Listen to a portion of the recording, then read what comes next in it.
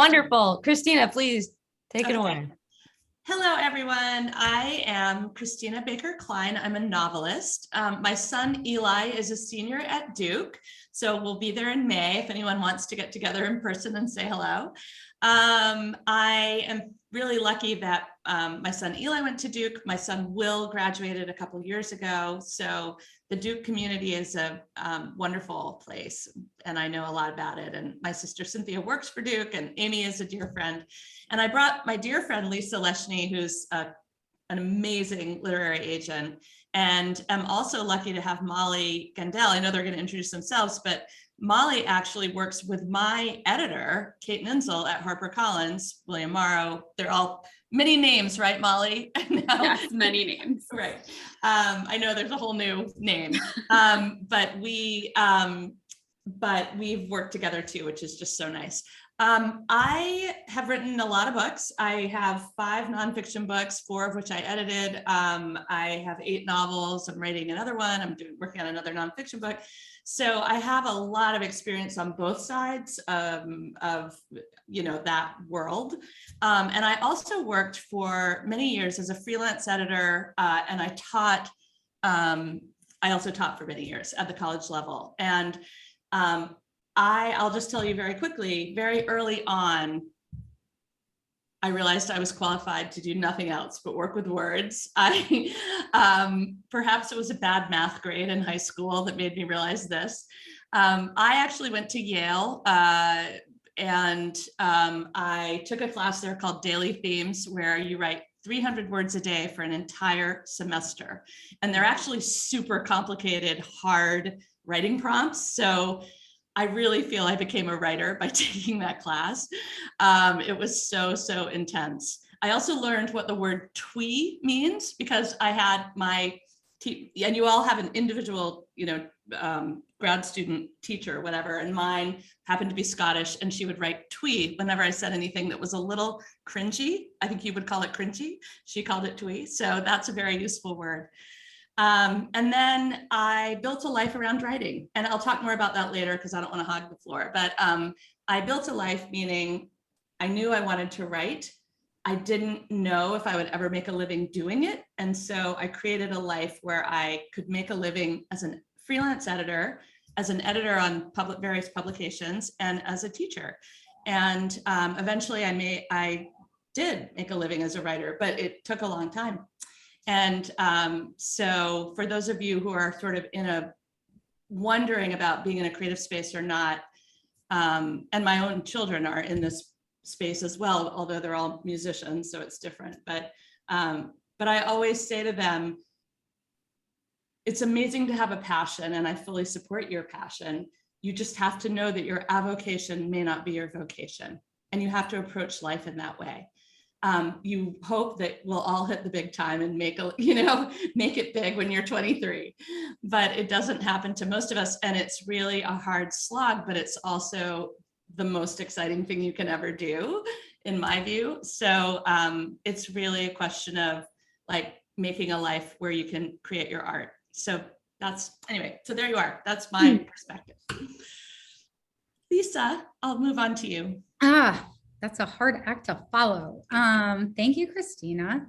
So I grew up outside of Champaign, Illinois, surrounded by cornfields. I was an only child, and I read a lot.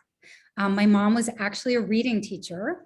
So I grew for elementary school students, remedial reading, but I grew up surrounded by books, and books have always just been a big part of my life. We really didn't travel anywhere when I was growing up. And like I said, I was an only child. So I think books were my first friends, and, it's sort of how I escaped. And I felt like I just, was introduced to a whole world I otherwise wouldn't have had any idea about. And when it was time for me to go to college, I wanted to travel. I ended up going to UC Santa Barbara. And then after I graduated, I actually I was backpacking through Europe. I thought I was taking a year off before law school, followed a very non-traditional path. And I actually ended up in Prague, Czechoslovakia, a few months after the revolution in '89. And I ended up starting a newspaper there. an English language newspaper. So my first job was working for myself as an entrepreneur. And I built this newspaper in Prague. I was there when the country split into the Czech Republic and Slovakia. I was there when the USSR split. So, I mean, it's sort of interesting watching what's going on today in the world. But I did that for about a decade. And then I came back and I did an MBA at Harvard Business School as sort of a way for me to kind of figure out what I wanted to do next. And then I ended up working, I still worked in newspaper publishing. I went to go work for Dow Jones and the Wall Street Journal, also on the publishing side, on the business side. And I worked internationally in Europe and Asia for them. And so I was in the newspaper industry for about 20 years. And towards the end of that, I got married, I had 2 kids. And then it was time for me to kind of figure out, it was a transition point. And I knew I didn't want to go work for another large corporation. And I really wanted to do something where I was controlling my own fate again. And when I thought about all the things I loved, I kept coming back to books.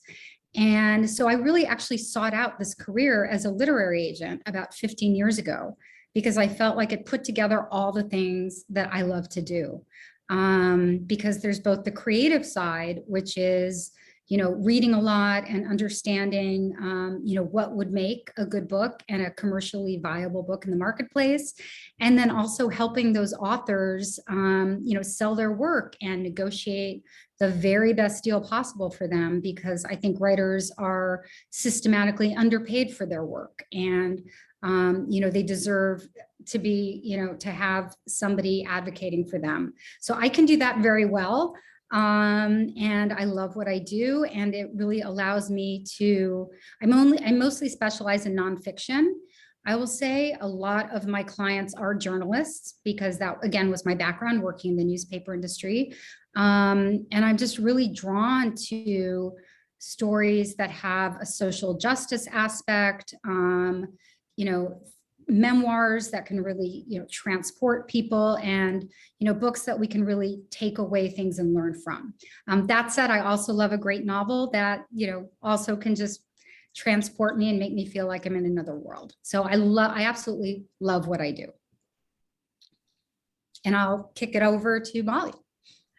Thank you. Yeah, hi, I'm Molly Gendell. I'm an assistant editor at HarperCollins, specifically working at the Mariner imprint, which is, as Christina was mentioning, publishing is very weird in that there's all these little imprints within the big publishers, which is sort of just like the department you're in. And often there's a lot of change with them. So I've been with a couple of imprints and starting at HarperCollins. But it's really great. I work with adult fiction and nonfiction, and in my role, I support 2 senior editors. So I get to work with them on lots of big, best-selling, fantastic authors like Christina and lots of other awesome people. And then I'm also working, have my own list of books. So it's sort of I think something about publishing and editorial specifically is that when you're getting started, it's very much a balancing act of you're supporting these more senior editors and kind of learning from them and learning how to edit and how to do everything. And then you also get the opportunity to sort of work on your own and start to learn to do your own stuff and buy your own books, which is really great. And I am a Duke grad. I was class of 2016, and I was an English major and markets and management certificate. So kind of like Lisa was saying, I think that that was a really great background for me, because when I was in college and sort of figuring out what I wanted to do, I had always loved to read, had grown up loving to read, loved my English classes. I loved to write, but I kind of knew that wasn't something I wanted to do professionally. And so I sort of stumbled into publishing, found a couple of internships while I was in college. And what I really love about it is that it is like, again, as Lisa was saying, it's a very creative role, but it's a business. So it's kind of like a very great left brain, right brain balance, because, you know, as an editor, part of my job is to buy books and sell books and make them the best that they can be. But also part of it is knowing the market and knowing how to sell a book and how to help it reach its audience and how to promote it. So it's a very cool, I think, unique kind of job where You know, one day I can be just editing and completely lost in a manuscript and figuring out like what makes these characters tick and how do we make this book better. And then the next day I can be in a meeting with our marketing publicity team, figuring out how to present the book to people. I can be talking to our art team, figuring out what the cover should be. So it's a great, I think it's a really great way to you wear a lot of hats, I think, as an editor, and that's something I really like about it. Yeah, that's kind of it. Great. So Thank Amy, you. how did the questions happen? I can start us off. Yeah, thank you all so much for introducing yourselves. It was so exciting to hear about your different paths. I had a question for Christina, though I really think Lisa could also probably weigh in terms of memoirs. But I really loved your novel Orphan Train. And so I was wondering, when writing a piece of historical fiction, how do you balance exercising your creative license with historical accuracy? And I was wondering about kind of your research process and some of your favorite ways to research for that type of work that kind of combines any type of something that actually happened with kind of creativity and your own storytelling. That's a good question. And for Lisa, I was thinking it's not only memoir, but the nonfiction book she represents that requires so much research and fact checking even after the research is done, you know. So I think that every book requires research, or maybe I'm just not quite smart enough, because even when I write a book set in the present day, I'm always like, did this really happen? Or is this a thing? You know, there's always stuff to research. But of course, when you write a book set in the past, it's a different matter. So when I wrote the novel Orphan Train, I felt this real commitment to the truth, because the facts, because it was a little known story in American history that has affected 250,000 children who were sent on these orphan trains. And then there are now more than 4 million descendants of those people. So I wanted to make sure that I had it right. And that was a big deal, getting the facts right. And then within that, creating fictional characters who live out the story and in some ways become a representative story, even though it's important in a novel that the characters be very, very specific, you know, that they don't feel like a generic kind of representation. I also wanted to do a story that probably would have happened to a number of people, the kind of experience that different people had on the orphan trains. So yeah, it was a balancing act. And part of the issue, and some of you may have encountered this, even just writing research papers, is when do you stop researching and when do you start writing? You know, how do you make that decision? When do you know enough? And the truth is, the wonderful and terrible truth is that those questions are quite porous, meaning you could research forever. You never know enough in your own mind, I think, but also like at some point you have to just start writing, and it doesn't mean that the research stops. So like, for example, in the novel, The Exiles, my latest novel, I had the big facts, right? I had figured it, I researched for 1.5 years or 2 years. I had a 100-page single-spaced document of really what happened in this time period, and I knew all of that. But as I was writing, it's a little bit like that children's book, Harold and the Purple Crayon, where he has to draw the boat before he can go across the water, right? Because he has to get in the boat. Then he has to draw the oars. He has to figure his way across the water as he goes. And so there was a scene, for example, where my character is transported to this prison called Newgate, which is in London, this terrible prison. And I didn't have any idea how she would be transported exactly. I knew it might be a carriage, but I didn't know what kind. So I had to go down this whole rabbit hole of what in this exact time period in the 1830s, what did the prison carriages look like? And did they have glass in the windows? And how many horses pulled them? I mean, those kinds of things that you're not researching in a macro way, but it's only when you're in the granular moment that you have to do. So there was a lot of that as I went. And of course, the internet is incredible and helped me, especially as I was going. I mean, my only advice would be to those of you undertaking research projects, and again, you may have found this in your own research for papers, is that for me, the internet was fantastic when I was at that level. When I was starting the research, the books, just doing deep dives into books and other resources was really helpful. And then there are all kinds of databases like JSTOR and academia.com that have academic papers that were really helpful to me too. All right, that's getting very in the weeds, but the short story is just that you never stop. And at some point you have to just sort of say, look, I have enough to launch. And in launching, you're going to encounter a million other ways that you need research, but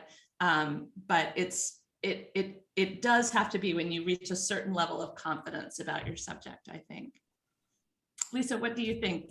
I mean, I echo everything you just said. And I think the most important being that you want to make sure you get it right.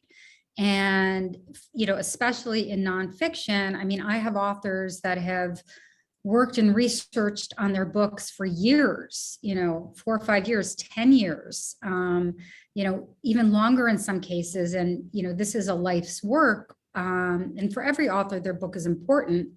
So, for most nonfiction books, like, for example, the book over here, the hot pink cover, is a book called You Sound Like a White Girl, The Case Against Assimilation.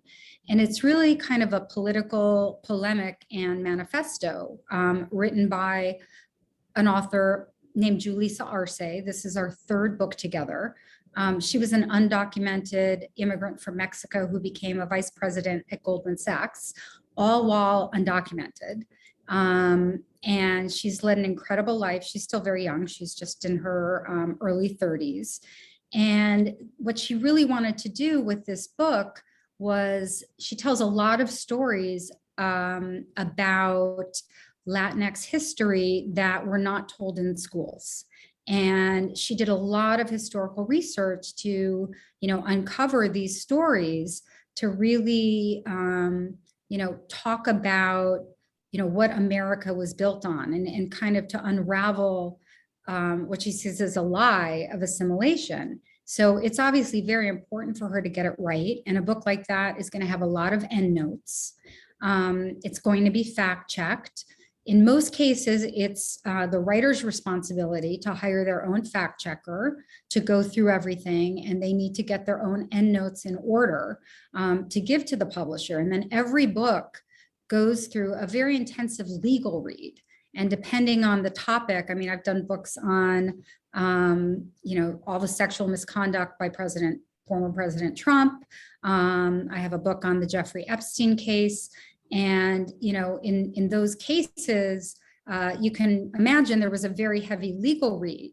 And that's where the publisher will have their own legal team, and in some cases even hire an outside legal team to go through and, really fact check and make sure that there are no situations where, the publisher could get sued for, libel or malice. So there is a lot of pressure on you as an author and as a writer to get it right and to do your research and to keep track. You have to be able to keep good notes. Yeah. I hope that answered your question. Okay. Molly, did you have any thoughts on that? No, I was thinking while you guys were talking, I kind of just agree with everything. I think that it's also interesting, Christina, how you were talking about in fiction. I think that that's something I notice a lot as an editor, particularly with historical fiction, because so much research goes into that. And, the best books are so heavily researched. And it's a very tricky line to walk where it should be clear while reading that you've done your research and things are accurate, and you have those little historical details that make the story come to life. But then I'll often see authors get a little too bogged down in trying to add in every little bit of research they found or make everything very historically accurate. And it's sort of just, again, you know better than me how to walk that line. But I think that it's an important line to walk. And yeah, I totally agree with you. I think part of the real challenge when you're working with lots of material is to just say, I'm telling a story. Like it's kind of like, you guys are all at Duke, you're all good students. You can't be too good a student if you're a writer. I mean, in other words, I feel like we're all very dutiful, like we want to show our work, but at some point you're telling a story and you're not going to get credit for all the work you did. It's like you have to throw out a lot of the work once you're writing a novel. You have to say the story is more important than showing off that I did all this research.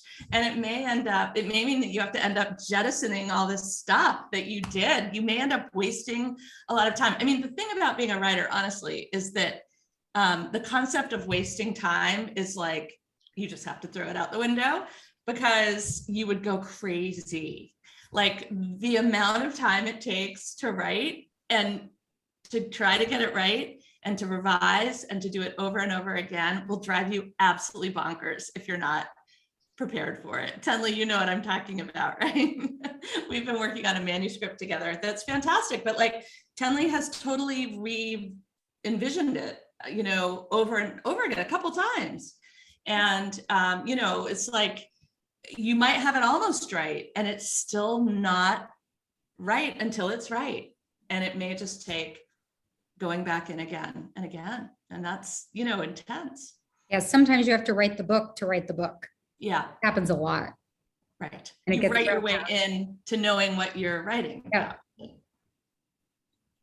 Yeah. I know that sounds awful. You should all just leave right now. It sounds horrible. Hi, my name is Nia. I'm joining from LA. I'm in the Duke and Kline program, so that's why the weather looks so different than what it is now in Durham. But yeah, my question is for Lisa, but again, I think anyone can answer it.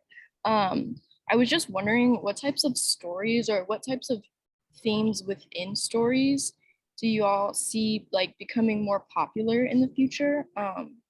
Especially, I don't know, I always feel like, there are certain moments within history where a certain theme is very popular in the cultural zeitgeist or in people's minds. So what do you see now, regarding just everything going on in the world and how that affects the stories that we see? Yeah, well, I think you pretty much answered your own question, which is that publishing, they do follow what's going on in the world. And book publishers, and Molly can, I'm sure attest to this, are really looking for stories that are of the moment. And, we saw this, recently with the Me Too movement.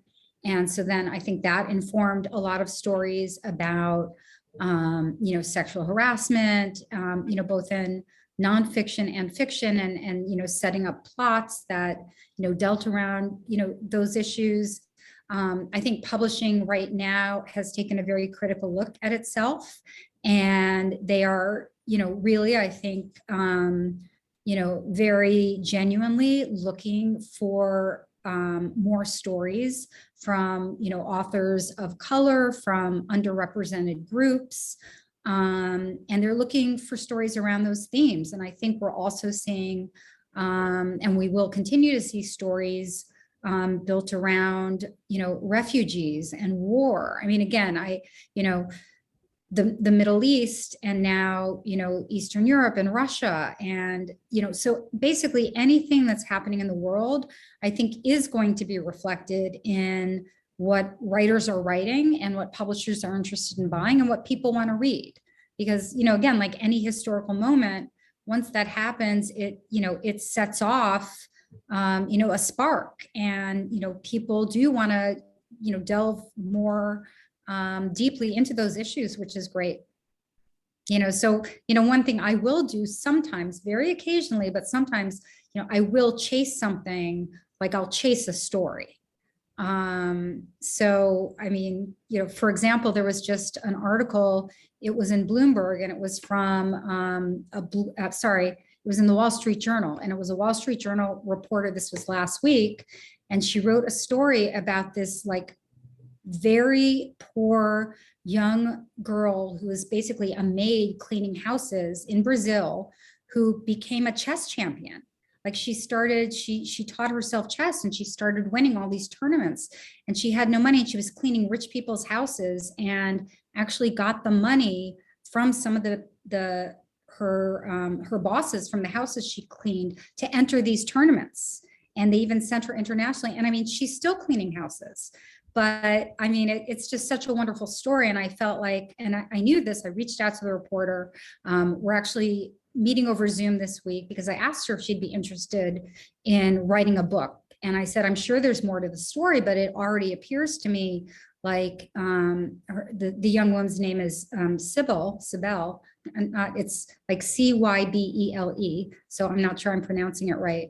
But I said, I feel like this just touches on, race, class, poverty, overcoming, obstacles. It's such an inspirational story. And then she told me that, the father is out of the picture. I'm not sure he ever was. And there are lots of younger siblings. And the mother actually is very unsupportive of her. There was a twin sister who died at birth, and she blames Sybil for the death of this twin. So there are like all these other, strings of the story that weren't even in the article. So anyway, I guess my point is sometimes I'll find something like that I feel like, wow, there must be more to this story. And I feel like this is the kind of story that you peel back the layers of the onion, and there's so many themes to be explored here. So again, like I do think publishing follows history and trends and what's going on in the world today. And those are the stories that interest me. So, I'm assuming they're going to interest a wider audience as well. Definitely. I'll just say quickly that I had lunch with a friend who's an agent last week, and she was telling me about a memoir that had come in by someone who's like around 40, white, and it's about adultery. And she just said, nobody wants to read that right now. It's beautifully written. In another time period, it would have sold. I'm not going to be able to sell it. I'm turning it down. It was just sort of interesting to think. She just said, there are distinct time periods in publishing, and there are trends, right, Lisa? And it's just not a moment that you can do that. There's a glut of memoirs of a certain kind. And then there are other things like the story that Lisa was just telling you about that are feel incredibly of the moment, important, relevant, and fresh.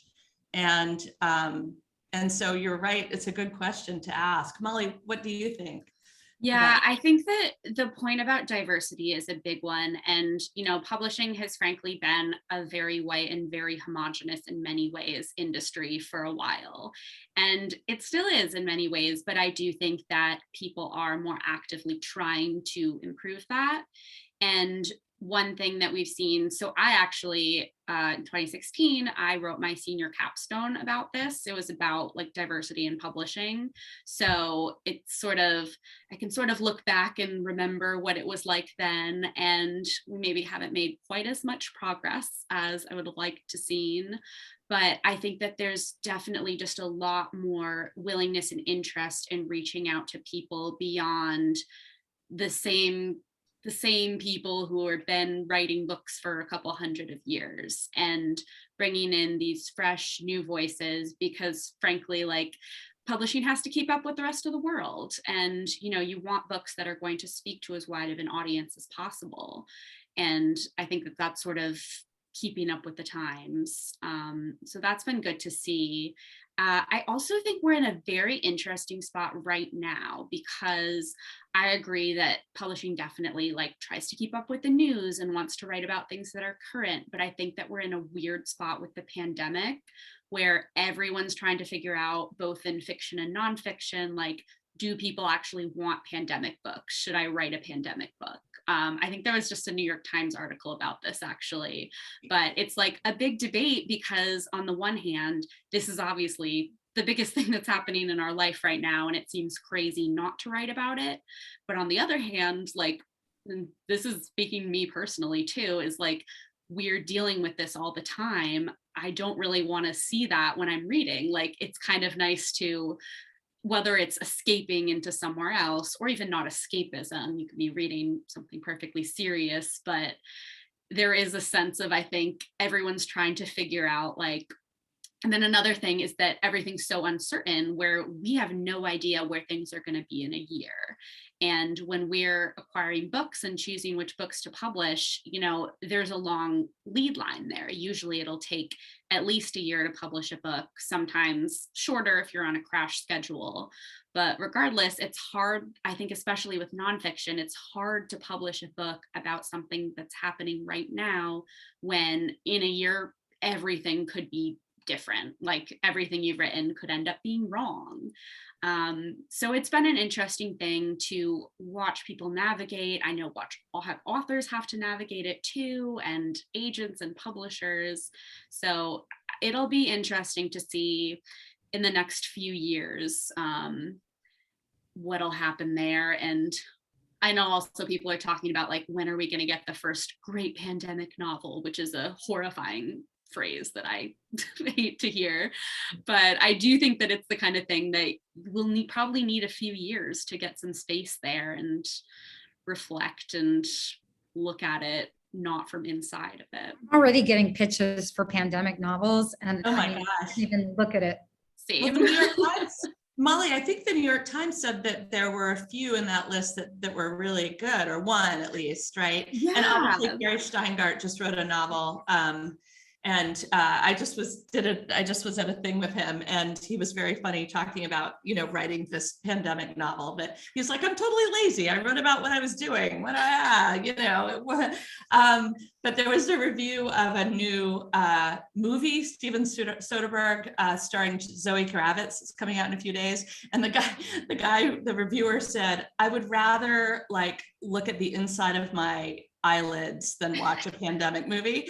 But however, this movie is great, he said, which I thought was really funny. I mean, but that to me, the point of that line, I would rather watch the inside of my eyeballs than, you know, my eyelids than watch a pandemic movie, but this one is great, is that if you pull it off, you pull it off.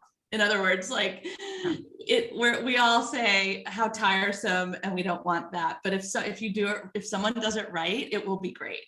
And you know, I think that's sort of always true in publishing. There are all these trends and there are all these things that, you know, we talk about that can work, but you can pull off anything if you do it right, if you do it well, really well. And by the way, I just want to add to that. I mean, publishers can get it wrong. And I want to say that because it's really mind-boggling when you realize that it's really a very small group of people who are making decisions about what they think you want to read, right? So it's like this they're the gatekeepers. First, there's like the agents, right? Because you kind of have to get an agent who's going to then pitch it to a publisher if you want like one of the big, 5 major publishers. And then it's like this small group of editors who are deciding what they think, has commercial value. And they may get it wrong. And then, some book may come in from some indie publisher, some self-published book that hits the zeitgeist and that, everybody falls in love with. And it becomes like a viral sensation. Like it can still happen. So, there can be some like groupthink around these issues. And it's important, I think, to understand that and kind of know what you're up against.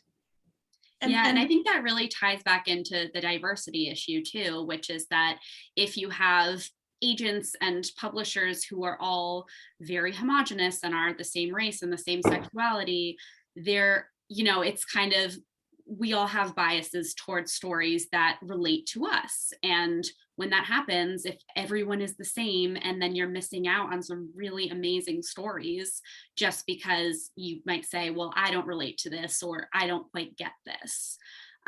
So I think that when you're talking about the question of like, we obviously want to see more diverse authors and diverse books. And I think in a way that really has to start with the workforce and with editors and agents so that you're making space for the authors and for the stories. And I also just want to say that Lisa's right. I mean, we're in a very specific space. We are in the commercial publishing top 5, big book space. And there are lots of other ways to get published actually in this world. Self-publishing is at one end, but there are lots of small presses. These days, university presses are publishing many more novels because the big 5 aren't, there's not room for a lot of people. And there are also all kinds of amazing indie presses as well. You won't be getting the big advance, and you have to do more self-promotion, but there are a lot of benefits for writers who feel that they don't fit into that, very sort of rigid mainstream in a way. We can talk more about that, but I just wanted to raise it. Hi, my name's Sanan, and my question was actually kind of related to what we were just talking about, publishing trends. And I want to ask, so specifically like in recent years with the rise of short form content, and by short form, not just like 20 minutes, like 10 seconds, 15 seconds, and how that's, it's arguable that a lot of that has contributed to generally people's attention spans shortening in terms of the media they consume. Where do you guys see the future of books and long form content like novels based on that? Do you want to start with that, Lisa? Yeah, I mean, my immediate reaction is just that, I do think people's attention spans, have gotten shorter and shorter, and I do see it reflected in publishing. And, when I get a query from someone who, is sending me their 190,000 word memoir, my first reaction is you need to cut this in half, and it's sad because it could be the most incredible 190,000 words ever, but it's not going to get published. And I think I'd get laughed out of the room if I sent, if I picked up the phone and called, Molly to pitch my, this memoir. And I said it was 190,000 words. I think I'd hear her groan on the other side. So there's already kind of a bias against something that's super long. I mean, it's probably different, I'm guessing, with novels, but I'm guessing, unless you're already an established novelist, where, you look at like or let's go back to like J.K. Rowling, the first Harry Potter books were like this and they got bigger and bigger. And that was great because people wanted more and more. And so I think if you're established, you can do that and you can get away with it. And personally, if I'm into something, I want it to be longer because I don't want it to end. And sometimes I'll finish a book and then I'll just turn right to page 1 and start reading again because I already missed the characters and I don't want to let them go. But I do feel that publishers are looking for shorter form content. And a big part of my job as an agent, I really am an editor. I will edit a great deal before I will pitch something to an editor, because it's sad to say, but a lot of editors, their role now is really to acquire first and foremost. And there's very little, this is not every editor, but there are many editors that don't really have time to edit. They acquire and they're, that's kind of their main job. So we do, I do a lot of that and other agents do a lot of that. And so a lot of what I will do is tighten, and that's, cutting things and making things more concise. Less is more. I agree to an extent. Yeah, I mean, definitely that there is a trend away from super long, super weighty books. But I also think that there is something about books that kind of acts as a good kind of counter programming to things like TikTok. And I think that I'm someone who I feel the same way. Like I often have a very short attention span and feel like it's hard to get back into reading. But then I think, I'll start reading a book and kind of get out of my slump. And it's just a great feeling to like spend the afternoon just completely lost in a book. And I think that that's something that still really appeals to people. And I think I agree that a big part of it is like getting people to pick up books in the first place.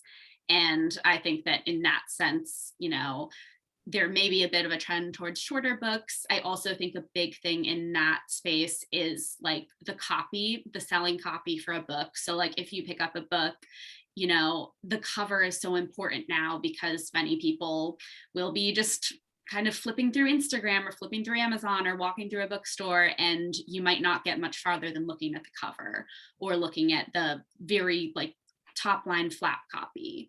But I do think that I'm not as worried about publishing kind of losing ground to the more like concise kind of media, because I do feel like it's like movies where, you know, often I'm in the mood to just watch a half-hour TV show, and maybe that's more often than I am to watch a 2-hour movie.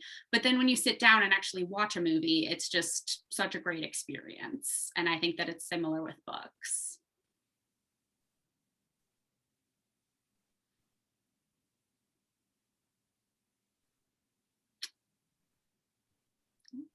Any other questions, or did that answer that? Yeah, that answered. Thank you. I have a more procedural question. I am pretty entrenched in the sciences, and so like grant writing and that review resubmit process is pretty clear. But like for submissions to newspapers or magazines, or even like novels and other works like that, what is generally the process? Like how many steps does one have to go through, and what do those steps look like? That's, Oh, okay, go ahead. You go ahead. well, I mean, I think it's actually different for, you know, you mentioned it, there are a few different things in that question. So, you know, for things like newspapers and magazines, I think, you know, it's best if you are pitching directly. And I mean, usually in the masthead or, you know, inside the magazine or inside the newspaper, you know, there usually is a contact for submissions.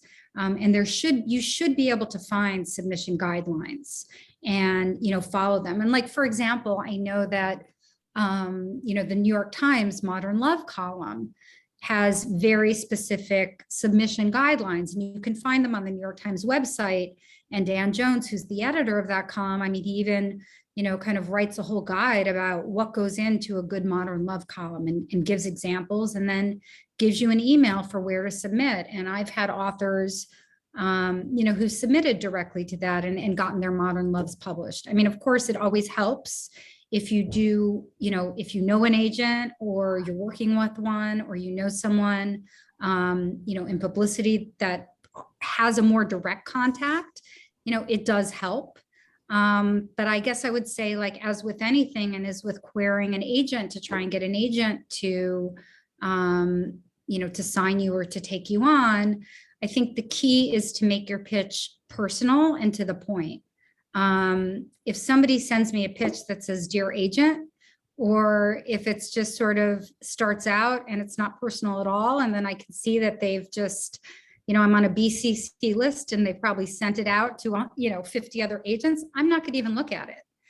If I read the first sentence and they spelled my name wrong, I'm not going to look at it, honestly, because if you can't take the time to proofread your work, I mean, this is kind of getting into the weeds, but, you know, these are little important things.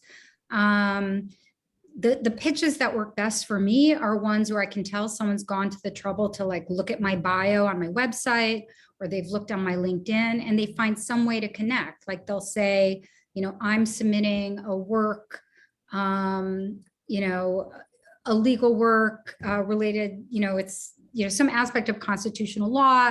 And I saw you published the work by Robert Blecker's book on the death penalty, and he was head of constitutional law at New York Law School. And, you know, I think my book would appeal to the same readers because, you know, it's something where I could see they've taken the time to research me and what I do and know my specialty. And I know they're not just sending this out willy-nilly.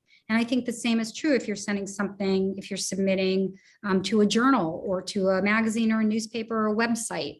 You want to show that you're doing it specifically to them, you know, for a reason. And here's why you think your particular piece is most suited to them. And I think that is what will get someone's attention. And I know it's what gets my attention. And I will say to you, as the mother of, 3 kids who've been on, Eli's a senior, he's looking for jobs.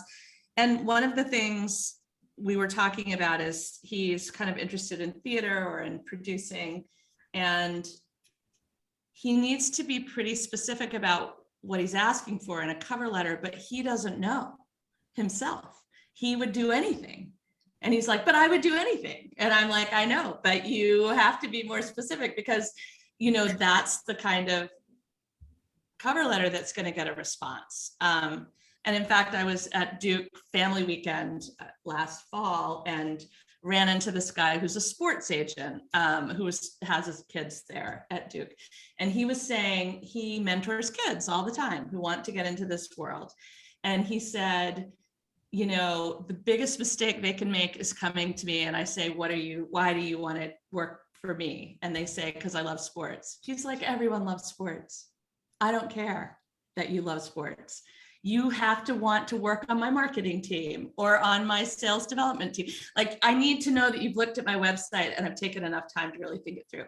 And the parallel for us, for you guys, is that it takes work to do what Lisa's talking about, which is to go to her website and look up what she's interested in and follow that through a couple of books, or see, one of the ways to get started on this, if you want to get an agent, is to look at all the books you have in your possession or that you have gotten out of the library, and go to the acknowledgements and see who the agent is and start writing this down.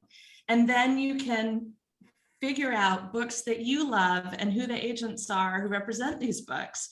Yes, it's time consuming. And I think, part of the psychological game is that, like, it might not pay off. So it feels like you're wasting your time in a way, but that is the extra step that will really get you over the edge. Like, I get asked to blurb a lot of books, which means writing those quotes on the back of books. And I don't have much time for it. And I get, like 3 books a day. I got a ton of books. And I got the most amazing letter from a writer who was like, here's why I want you to blurb my book. Here are the things that have resonated for me. Here's an interview you did that I mean, it wasn't even wrote like that, but it was just like, and I read that you said this, and I really felt this one. And it must have taken her an hour or 2 to write this letter, but it really swayed me. I mean, I didn't know her. I only now mostly blurb books from people, either agents I know or someone has sent it to me. This was a totally cold call. And it was so heartfelt. I sent it to Kate Molly. I sent it to my editor who works with Molly to say, like, this is the best blurb letter I have ever gotten in my life. And she's like, oh my God, that is amazing. But it does make a difference. And I also want to say that you guys are at such a great, in my view, benefit that you're so young. You have the world ahead of you. And partly, the question we had earlier about, like, today, short form, et cetera, editors are really eager to hear from young people, yes. Right? And I think that's huge, actually. Like, you're at a tremendous benefit if you can be professional, even at your age. I mean, I don't think I was.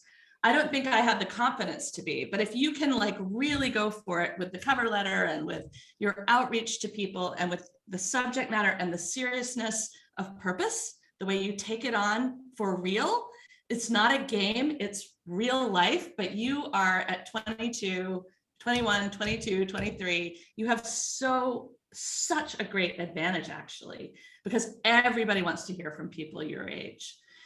With that in mind, what Lisa was just talking about, which is the Modern Love column. Right now, I actually sent this to Eli today.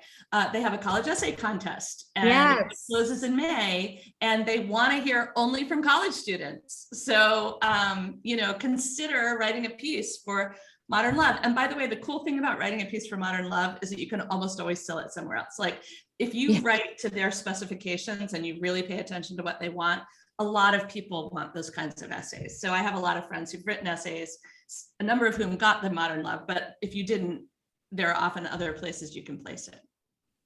And I want to say one more thing, which is I actually think, unlike when I was your age, there are such tremendous resources online for how to write the right cover letter, how to do your resume for the arts.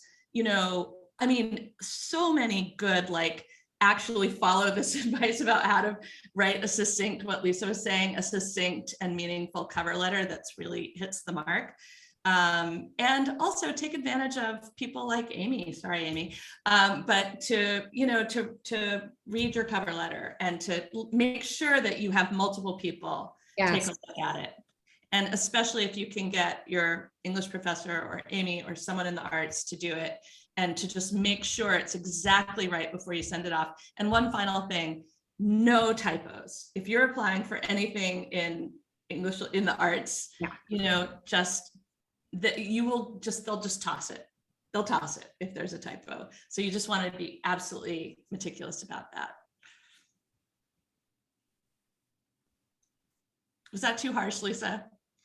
No, because we're inundated. I mean, we get, hundreds of queries a week, really. And so it needs to stand out. It needs, and there are some special, I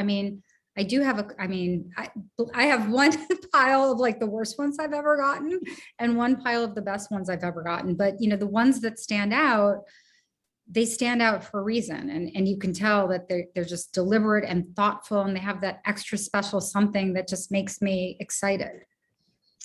It is that thing too of the people who stand out are the ones who really put in the time. So I know, again, it's hard to do that when it feels faceless and nameless and it's just, how am I ever going to break through? But it makes a huge difference to be really prepared and to put in the time. Hi, my name is Greta. Thank you so much for speaking with us tonight. My question is, do you ever read your book reviews, and how do you deal with the good ones and the bad ones? I guess that's a question for me, although Lisa and Molly, I know, read reviews of your writers, right? Yeah, I mean, I have a Google alert, so you can't really avoid, whenever I publish a book, there's a Google, my husband sets it up. I don't even know how it works, but I do get them in. And yeah, I mean, I am always curious about the reception to my books. And I think it's interesting when people say they don't read anything. I mean, obviously, when you've finished a book, there's nothing you can do about that book. It's finished. But when you write a lot of books, or not a lot, but whatever, when you write more than 2 or 3, there are things that come up in your work over and over again. And it's useful, I think, to learn what people really respond to and what they don't. So I don't, so pre-publication, most writers I know have a sort of love-hate relationship with a platform called Goodreads, because people can be super harsh there. And also just write things like, I give this 1 star because, like, I had one, for example, that gave me 1 star because I had decal edging on my book, which means the edges are rough. It's on purpose. That's like a thing. And she was like, the pages are torn in a weird way, so I'm giving this 1 star. I mean, there are things like that. But before publication, and I think Lisa and Molly would both agree, everybody's paying a lot of attention to sort of see the reception of the book, because they have readers before the book comes out for what they call advanced reading copies, or ARCs or AREs. And it kind of matters, like, if there's momentum building. But once the book is out, other than the kind of Amazon number that you just see when you look at the book as a whole, I don't really read all of those, customer reviews. I feel like I have a pretty strong sense of the reception to a book. But I don't, when my first novel came out, I felt like I had been skinned raw. Like, I was so terrified of getting reviewed. And eventually you just are inured to it. You know, it's just like part of the process. But I remember feeling so vulnerable and so scared when my first book came out, and my first review, thank God, was a starred pre-publication review. And it was like, I just melted into a puddle, you know, and then when you have a bad review, it balances that, but you just have to develop a very thick skin, I think. What do you think, Molly? Yeah, it's really interesting. I like what you said about how it can be helpful kind of as you're writing from book to book to remember. And I mean, I think Goodreads specifically, you make such a good point where like, I've seen so many reviews where it'll be a 1 or 2 star review and it'll start off with just, well, I never read this kind of book. This isn't really my genre. Also, I hated it. And it's like, well, those reviews you have to take with a grain of salt because they're everywhere. And, you know, it's, if it's a review by someone who was never going to like this book anyway, that's something to kind of brush off your shoulders. But I also like, I feel very protective of my authors. Like when I see bad reviews, like, I'm like, oh, like it hurts me. So I'm like, I can imagine how they feel. And it's something that I think working in the industry, you kind of learn to get over. But I also think something that's interesting about how they can help you is for us from a positioning standpoint, often with these early reviews, it can be a really interesting way to see what parts of the book are really resonating with people. So especially with novels, you know, very often you'll have novels that have all these different angles. So maybe you have something that's a family story, but also there's like a mystery within it. There's a little bit of a thriller element, and there's this and this and this. And when we're pitching the book, you kind of have to figure out what to lead off with and what books to compare it to. So looking at these pre-publication early reviews can be really helpful in that sense, where if you're getting a lot of reviews of people saying, oh my gosh, the family relationships here were just so beautifully done, and it really reminded me of this book and this book, that can be super helpful because we know that it's something that we'll want to play up more in our like copy and our kind of promotion, and also kind of hitting on those comparative titles to really reach out to readers of those books. So yeah, I think that reviews, you know, there's good and bad to them, and part of it is just figuring out how to use them to your benefit. What about you, Lisa? What do you think? Yeah, I mean, I agree with what you said. You definitely need to have a thick skin. And I think it's harder today, you know, than it was for authors 20, 30, 40 years ago when there was no social media.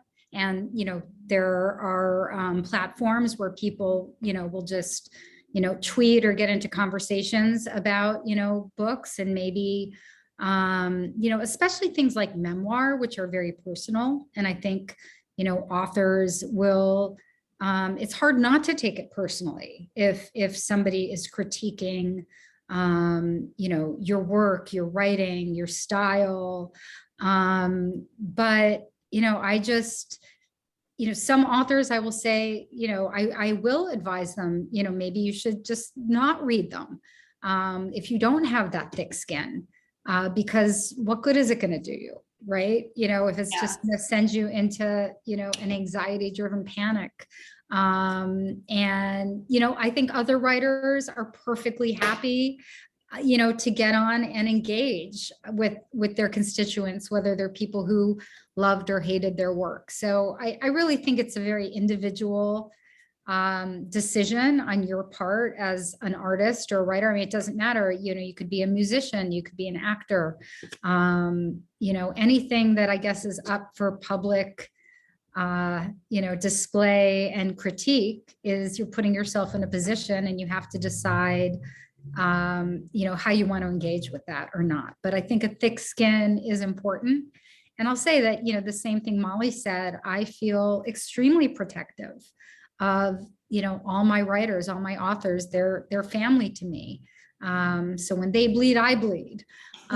You know, but I also have been in the business long enough to take a professional view of it and know that everybody has an opinion and ultimately the work will stand on its own legs.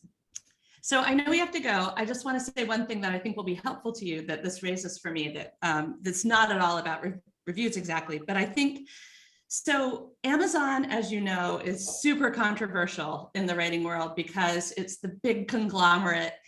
We believe in independent bookstores. We want to support independent bookstores. It's this big monster. With that said, it is the most useful resource on the planet. And it will be very useful to you guys entering the marketplace, just in terms of being able to quickly look at other books that are similar to your own. Tenley and I have talked about this. And in terms of reviews of other books, I mean, Amazon does what no other place has done. Others are now aggregating that information somewhat, like bookshop.org is the independent version of it.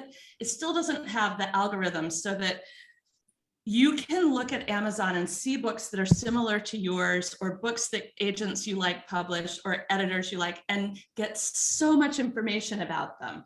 You can also learn how to pitch your own book by looking at the descriptions of other books.